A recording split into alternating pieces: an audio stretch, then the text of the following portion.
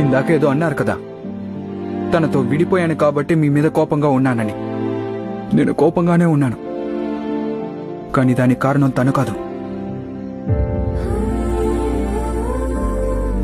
చిన్నప్పటి నుంచి నన్ను ఎంతో కష్టపడి పెంచారు.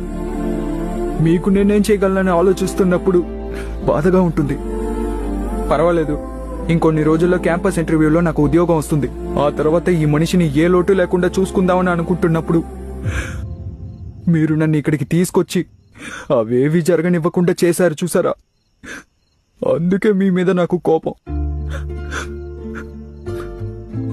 మీరు కష్టపడి సంపాదించిన డబ్బుతో నేను చదివిన డిగ్రీకి వాల్యూ లేకుండా పోయింది.